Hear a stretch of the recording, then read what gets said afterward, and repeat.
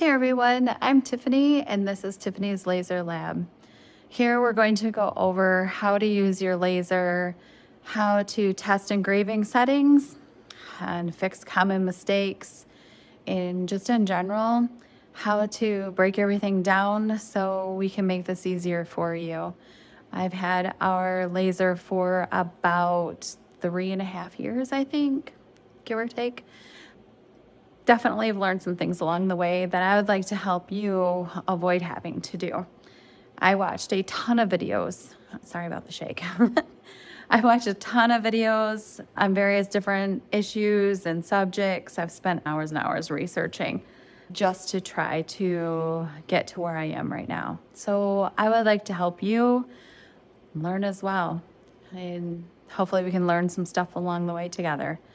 First, I would like to start off with let's just getting to know the laser itself because it's pretty intimidating and scary at first. You wouldn't think it is. It's almost as intimidating as being on this camera for me. Yeah. So anyways, let's just get into it and take a peek at what we have. I have a Thunder Laser Nova 35, the 100-watt version. We did a ton of research, and for us, this worked best to suit our needs. So hold on, and we'll start going over it.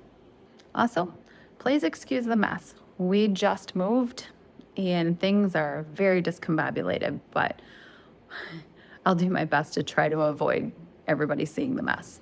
Thanks. Okay, as I said, we did choose to purchase the Thunder Laser. I've not had an opportunity to use any other lasers, but this does work flawlessly for us. We've not really had any issues. Out of trial and error, we busted one of our lenses and had to replace that. But other than that, that was our own fault. My bed is very dirty, so please excuse the mess. I do have it powered on. As you can see, there is a very ample light in here, and you can see your work. It works great. Also, when it is operational, make sure that if you want to watch your work, you have glasses that are rated for that because you can hurt your eyes. Here you have the screen, and we can go over all of that later, what to do, what it does, and all of that.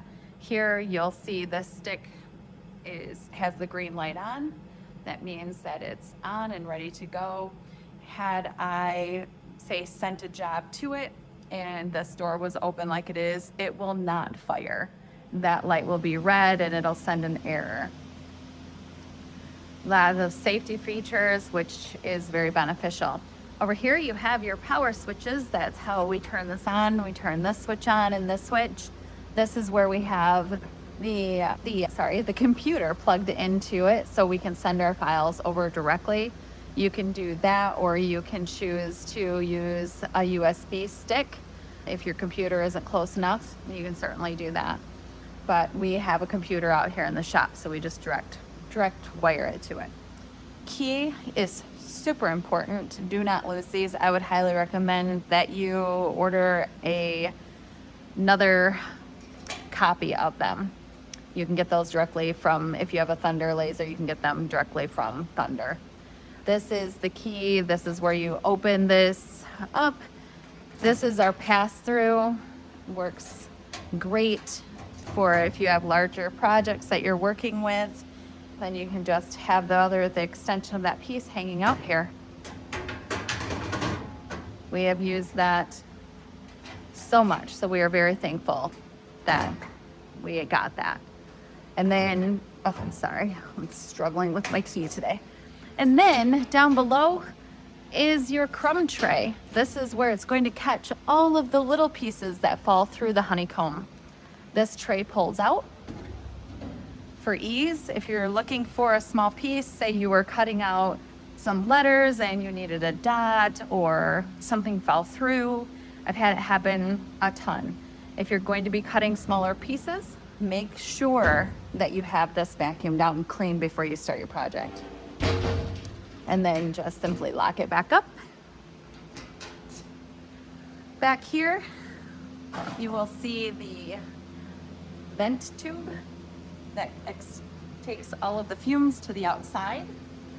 And we have a flipper on the outside of this vent, but we also chose to grab one of these and mount that. That just cuts off any extra flow. We live in a very cold area.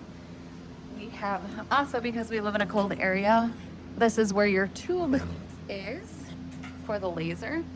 And we chose to put RV antifreeze through ours. Do not put car antifreeze in there, only RV antifreeze as recommended by Thunder. That will prevent any, in the event that power goes out and your garage freezes or your house freezes or shop, wherever you have it. So back there you can see that's where the cooler is. And this tube, typically we have that locked with the key as well. This is the cooler that circulates all of that, keeps the machine cool, obviously. And then we also hooked up a compressor to help with our air assist when we're cutting out projects. Then also, I don't know if I went over this or not, but this has to be closed in order for you to be able to fire up a project. It does have the peeking window, and like I said, make sure that you're using eye protection if you choose to look at it. Never ever walk away from it when it is going. I've seen so many people have fires and things, and nobody wants that. And also just never reach in there when it's going. If your pass-through door is off, make sure that you're never reaching in there. We don't want you to get injured that way either.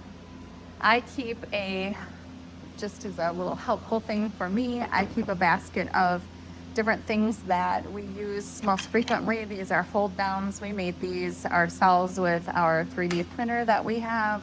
We bought these online. These work really well, but eventually, after several uses, they do break. So you will need more. Those are a great handy thing to have. Next time, follow me back here and we will go over how to start using this machine. Thank you for tuning in, and if this helped you at all, please like and subscribe. If there's something that you would like me to cover, I'm just starting this channel and I would love your thoughts and your opinions and your questions. Thank you so much for tuning in. Talk to you next time. Bye-bye.